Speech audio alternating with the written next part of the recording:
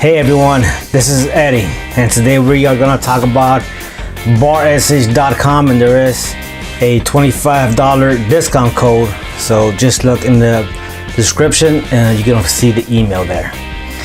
And also I do want to say this, that I would get a small commission off that, but I love bar essays. I couldn't pass the bar exam without bar essays, to be honest with you. And I'll tell you why in a bit. And we're also going to talk about the art of using practice exams in preparation for the bar exam and even for law school. We're going to focus more on the bar exam. And I want to say this about it, that it is the art of writing these practice essays is the most underrated tool. And now we're going to talk about doing self-check as a tool.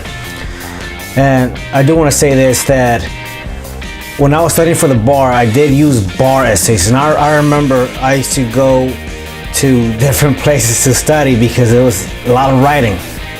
I mean, who wants to write? Seriously. Do you guys remember the undergrad days? And you got to write an essay in this paper. Oh God, it was a pain in the butt. So I think we associate those activities with writing for the bar exam, and that thought is well justified. But I remember I was at a mall, all right, and I remember the first time that I wrote a passing essay, and I know it was passing because I compared it. I looked at baressays.com and I was like, oh my God, like it just clicked. And of course, getting there does take practice. And it does take the use of strategy, but without the self-check, then it becomes a lot more difficult.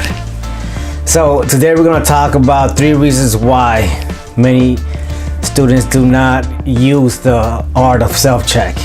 Okay, number 1, plain and simple, because they don't know the value. Because see, in law school, what is the focus? Reading and lectures and discussion.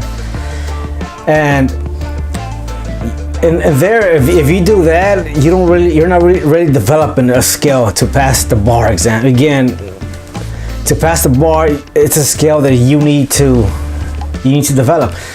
And of course, this goes back to when we're children, right? It's this idea of living in the industrial age, and everything is just in a certain order, and it's like a program that you go through. But we're now in the information age, and we have to realize that someone gave us weak ideas. When I say weak ideas, are ideas that are just not powerful and that will not help us develop. And you can see, let me give you an example.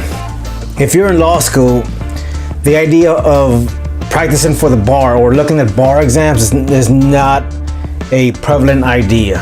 It's more like, okay, you have to study these textbooks, but hardly anyone says, hey, look, if you want to do great, study for the bar exam. And of course, there are the 7 MBE subjects that you can study. But that's just an idea of these weak ideas, but we can squash that because now people are actually able to convey their thoughts here on the internet.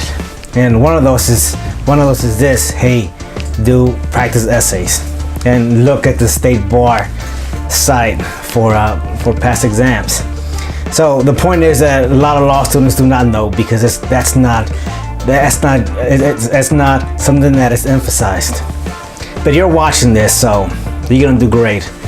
And another reason why a lot of examinees do not use practice exams as a tool is because, plain and simple, is because it's tedious, it's draining. Like I said earlier, when you're doing your undergrad, what happens? You got to write a paper. Who wants to write? Nobody wants to write.